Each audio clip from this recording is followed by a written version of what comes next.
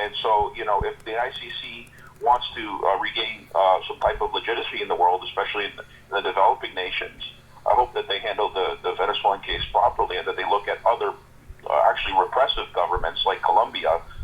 There are presidential elections coming up in May this year in Colombia, and hopefully that the very unpopular, basically fascist, U.S.-backed fascist that's in power there now, that he will be voted out. But yes, he's been caught, being very repressive against peaceful protesters, and he's blamed a lot of those protests on Maduro, but these are Colombian people on their own going against his corruption.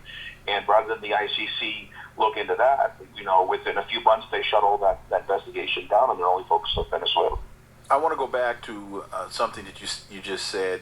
You were giving some statistics on the percentage of deaths, and I think you said 28% of the deaths were caused by Venezuelan security forces, and I think you said like 46 or 48% of the deaths were caused by the opposition.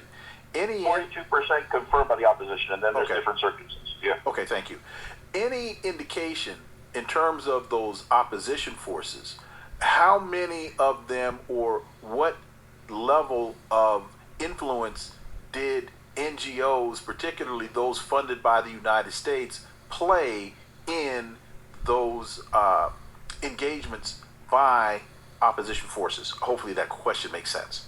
Yeah, it does. I mean, USAID and other NGOs that have operated in Latin America have been caught to have ties to the CIA, financial ties that are minimal, if not agents actively engaged in infiltration and sabotage. So the NGOs, we see that they're being used. They're saying that they're there, for example, just to defend human rights, but they're there actually, smuggling in guns and financing safe houses in places where these violent extremist oppositionists are hiding out, and to go into these acts of sabotage.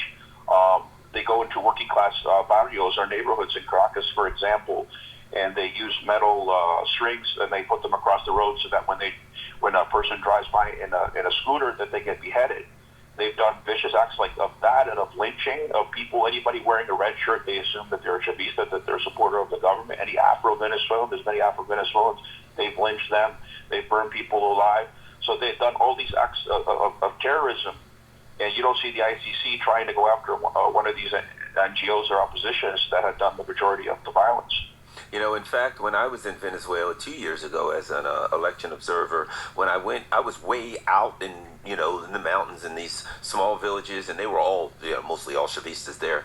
And I saw soldiers all around the polling places, and I said to the people, through my interpreter, I said, "Aren't you scared with the soldiers and all of these guns?" And they said, "Oh no, they're here to protect us. We're scared when they're not here." So that's a perfect example. 1 minute.